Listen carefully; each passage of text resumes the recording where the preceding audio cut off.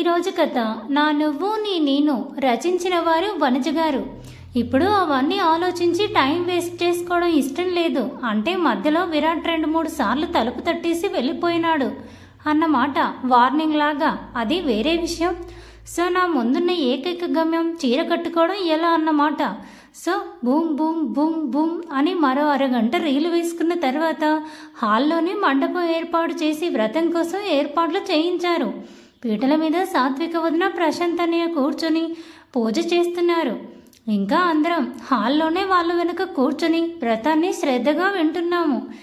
నేను అక్కడే కూర్చుంటే వదిన పుట్టింటి తరపున చేయాల్సిన పనులు ఎవరు చూసుకుంటారు అమ్మా అని నేను ప్రసాదాలు తెచ్చి ఇవ్వడం. అలాంటి చిన్న చిన్న పనులు కాదు, నా వరకు అవి పెద్ద పనులే లేమ్మా. అవి చేసుకుంటూ ఉన్నానన్నమాట. అక్కడ సెంటర్ ఆఫ్ అట్రాక్షన్ నేను విరాట్ అని అనిపించింది. ఎందుకంటే నేను చాలా సింపుల్ వైట్ పింక్ శారీ, దాని మీదికి థిక్ పింక్ బ్లౌజ్, మా మన్మధుడేమో లైట్ పింక్ షర్ట్కి బ్లాక్ ప్యాంట్ వేసి బాబోయ్ అనుకుంటూ దూరం నుంచి మా విరాట్కి సైడ్ కొట్టుకుంటూ చిన్న చిన్న లాంటి పెద్ద పెద్ద పనులు నేను చేస్తుండగా ఒక ఆవిడ వచ్చి, చాలా చక్కగా కట్టుకున్నావమ్మాయి చీర, మా మనవరాలుంది, అసలు బయట వేసుకోవడమే రాదు, ఇంత చిన్న వయసుకి చీర కట్టుకోవడం చక్కగా నేర్చుకున్నావు అని ఒక బామ్మ అంటే, అంతలోపు ఇంకో ఆవిడ వచ్చి, అరే ఇది మరీ బాగుంది పెద్దమ్మ, ఈ వయసులో పిల్లలు అప్పట్లల్లా పిన్నమ్మ పెద్దమ్మ వచ్చి కట్టాలి అని లేదు తెలుసా. ఆ యూట్యూబ్ ఓపెన్ చేసుకోవడం, వాళ్ళంతకు వాళ్ళే రకరకాల చీరల మోడల్ కట్టుకోవడం అని చెప్పింది. మరి నీ కూతురికి ఎందుకు రాలేదే అని అడిగింది ఈవిడ. ఆవిడ కూతురు ఎవరబ్బా అని చూస్తే దానికి చెప్పి చెప్పి నాకు విసుగు పుట్టింది పెద్దమ్మ అని ఒక వైపుకు చూస్తూ చెప్పింది. అప్పుడు అటువైపు చూసి నా కళ్ళు కోపంతో ఎరుపెక్కాయి. ఎవరో ఆ కిలాడి కూడా మా విరాట్కే సైట్ కొడుతుంది. ఆ అమ్మాయిని కోపంగా చూస్తున్న వేళ, బామ్మ మీలాంటి పిల్ల ఇంటికి ఒకటి ఉండాలి అమ్మా, ఎంత చక్కగా కట్టుకున్నావు చీర, నువ్వు కూడా యూట్యూబ్లో చూసే కట్టుకున్నావా అంది. అంతే, దెబ్బకు షాక్ అయి గొట్టకలు మింగుతూ ఒక అరగంట వెనక్కి వెళితే అనే ఒక 2-3 రౌండ్లు గిరగిరా వేసుకున్నా. తర్వాత ఫైనల్ డెసిషన్ లాగా చీర డ్రెస్ బెడ్ మీద పెట్టుకొని ఏది వేసుకోవాలా అని సిన్సియర్గా మోకాలికి అరికాలకి పదును పెడుతున్న టైంలో, పండు నువ్వు చాలా అందంగా ఉంటావు, సో ఇప్పుడు కూడా కొంచెం అందంగా థింక్ చెయ్యి అని నా మెదడు హెచ్చరించేసరికి సరే ఏమైతే అది అయిందని యూట్యూబ్లో చూసి టకటక చీర కట్టేసుకోవాలి అని ఫిక్స్ అయ్యి డ్రెస్ని మళ్ళీ యాస్టీస్ బ్యాగ్లో పెట్టేసి శారీ మీదకి మ్యాచింగ్ పెట్టిన జ్యువెలరీని మాత్రం పక్కకు తీసుకుని వెళ్ళి నిలబడి ఉన్నాను. చీర మడతంతా తీసేసి మొత్తం ఒక్కొక్కలాగా చేసి పెట్టుకున్నానన్నమాట. యూట్యూబ్ ఆన్ చేశాను. How to dress sari in easy way అని టైప్ చేస్తే చాలానే వచ్చాయనుకుంటూ నాకు బాగా ఈజీగా అనిపించిన వీడియో చూసి ఓపెన్ చేశానన్నమాట. మొత్తం చీర తీసుకున్నాను. వాళ్ళు చూపించినట్టే కడుతూ వచ్చాను. ఫస్ట్ కొంచెం తీసుకున్నాను, దాని లోపలికి దూపాను, ఒక చుట్టూ తిరిగాను, కుచ్చుల కోసం కొంచెం క్లాత్ వదిలేశాను. ఆ తర్వాత ఈ కుచ్చులు పోయడం చూస్తుంటే ఇంతేనా అనుకుని వీడియో ఆఫ్ చేసేసి అలా కుచ్చులు పెట్టుకుంటే అదేదో గోనె సంచి లోపల దోచేసినట్టు వచ్చింది చీర. బాబోయ్ ఇదేంటి ఇలా ఉంది అని మళ్ళీ ఒకసారి ఫోన్ తీసుకొని ఆన్ చేసుకుందామని చూస్తే ఇంకెక్కడ ఫోను, అది ఆన్ ది వే టు యమపురి, అంటే స్విచ్ ఆఫ్ అయిపోయిందన్నమాట. పండు ఏదైనా ఒకసారి చూస్తే చాలు మర్చిపోవు నువ్వు అని నాకు నేనే బీభత్సమైన మోటివేషన్ చేసుకుంటూ ఉండగా కట్టుకుంటున్నామని ఎంత ట్రై చేసినా కూడా రాలేదు. ఇంకా నా వల్ల కాక మొత్తం చేత్తో ఉండల్లాగా చుట్టుకొని లోపలికి దోపేశాను. పర్లేదు, చూడ్డానికి బాగానే కనిపించింది.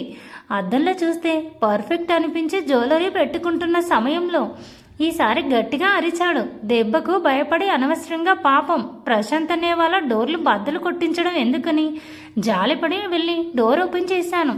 మా ఆయన గారి ఫీలింగ్స్ చూసి నా చీర కట్టుకు ఇంప్రెస్ అయిపోయాడేమో అని నేను సిగ్గుపడుతున్న వేళ అతని నుంచి ఎటువంటి రియాక్షన్ లేదు. కొంపదీసి నా చీర కట్టుడికి ఫిదా అయిపోయి ట్రాన్స్లోకి వెళ్ళిపోయాడే ఏమో అని కళ్ళు తెరిచి చూస్తే నా వైపే అదో మాధురి ఎక్స్ప్రెషన్స్తో చూస్తున్నాడు. భయంగా విరాట్ని చూస్తూ నన్ను నేను చూసుకున్నాను. ఏం లేదమ్మా, నీ గురించి తెలిసి కూడా నేను ఇలా వదిలేసిపోయినందుకు అని తల కొట్టుకోవడం కోసం చెయ్యి అలా నుదురు వరకు తీసుకెళ్ళి మళ్ళీ పక్కకు తీసి లోపలికి వచ్చేసి డోర్ వేసి బోల్ట్ పెట్టాడు. ఏం చేస్తున్నావని నేను అరుస్తుంటే ఇంకొక 10 నిమిషాల వరకు నోరు కానీ తెరిచావనుకో ఎంతసేపు ఆ నోటిని నా నోటితో మూస్తానో తెలియదన్నాడు. అంతే గప్చుప్ 10 నిమిషాల వరకు ఒళ్ళు అప్పగించి కళ్ళు మూసుకొని నిలబడ్డాను. 10 నిమిషాల తర్వాత నన్ను తీసుకెళ్లి అద్దం ముందర నిల్చోబెట్టి అతను బయటికి వెళ్ళిపోయాడు. అప్పుడు చూసుకున్నాను అన్నమాట. నన్ను నేను ఫ్లాష్ బ్యాక్ అయిపోయింది. ఇక ఇలాలోకి రండి, ఒక రీల్ వేసుకొని నేను కూడా వెనక్కి వచ్చానన్నమాట. వ్రతం అయిపోయేసరికి టైం కాస్త 9 అయింది. ఉన్న గెస్ట్లో భోజనానికి కూర్చుంటే నేను మాత్రం ఎంచాక చక్కెర పొంగలి నానబెట్టిన మూంగ్ దాల్ తీసుకొని ఆ పూటకి డిన్నర్కి బాయ్ చెప్పేసి అలా గార్డెన్లోకి వెళ్ళాను. చల్లని గాలి ఎందుకో చాలా ప్రశాంతంగా అనిపించింది. మనసుకి హాయిగా కూడా ఉంది. చక్కెర పొంగలి పక్కన టేబుల్ మీద పెట్టేసి మూంగ్ దాల్ తింటూ అటు ఇటు నడుస్తున్న టైంలో వెనక నుండి 2 చేతులు నన్ను అందంగా గట్టిగా చుట్టేశాయి.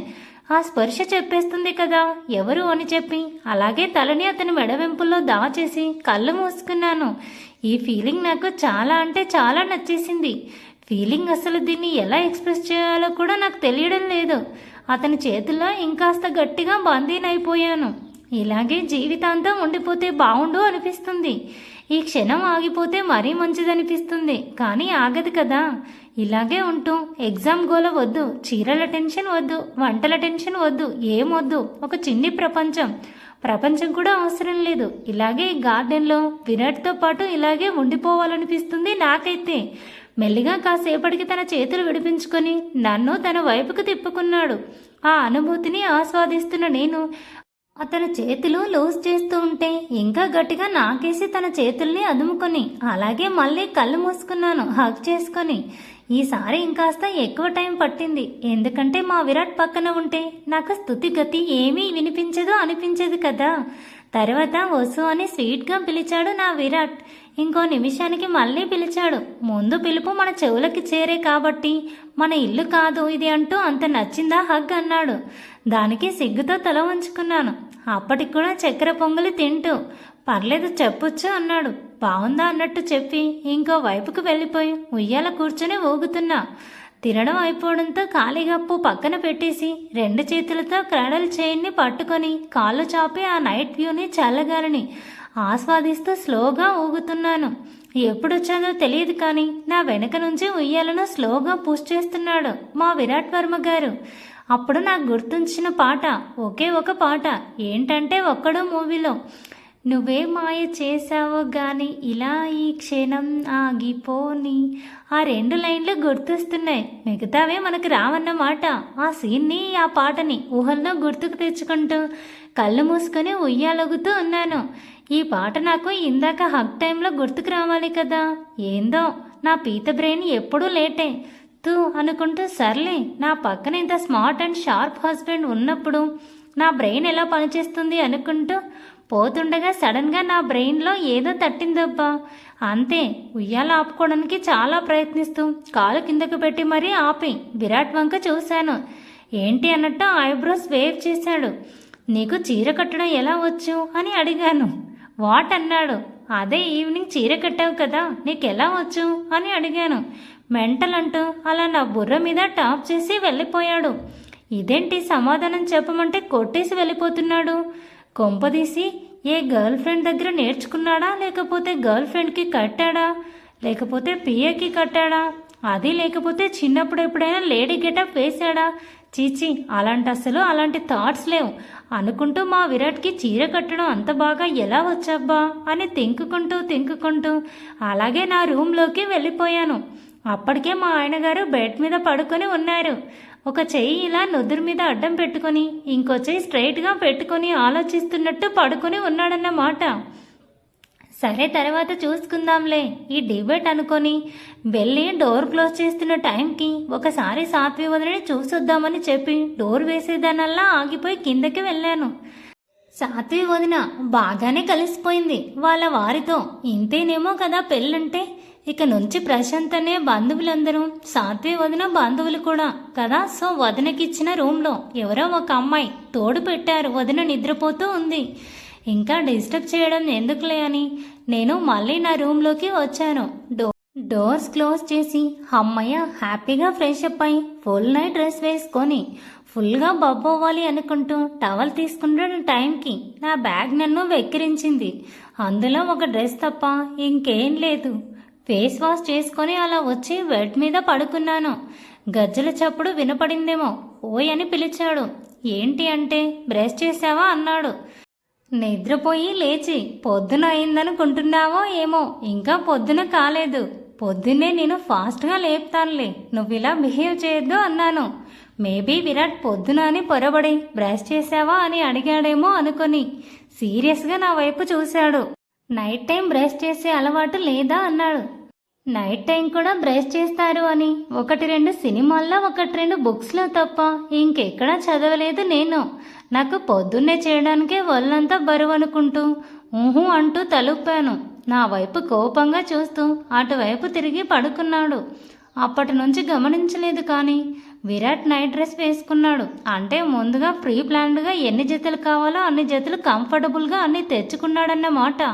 నా మొహానికంత ప్లానింగ్ ఉంటే నేను ఎందుకు ఇలా ఉంటా అనుకుంటూ సూరుమంటూ వెళ్ళి విరాట్ వెనకాల నుంచి వీపు గోకడం మొదలు పెట్టాను.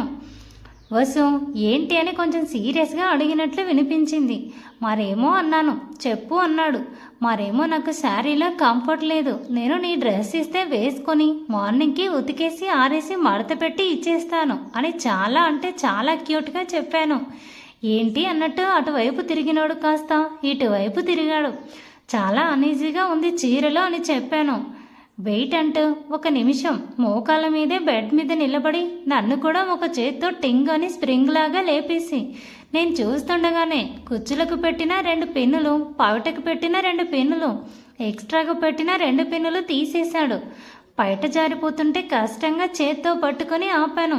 ఏం చేస్తున్నావంటే ఇప్పుడు నీకు కావాల్సినంత కంఫర్ట్ ఉంటుంది, పడుకో ఇంకా అని చెప్పేసి ఇలా మాడు మీద తట్టగానే అలా బెడ్ మీద పడిపోయానన్నమాట. ఇటువైపు తిరిగి నాకు దగ్గరగా వచ్చి పెళ్ళి ఎలాగో లేట్ అయ్యేట్టు ఉంది, ఒక ట్రయల్ వేద్దామా అన్నాడు విరాట్. ట్రయలా అంటే అంటూ బావురు కప్పల నోరు తెరిచాను నేను. Thanks for watching. Please subscribe my channel for more videos.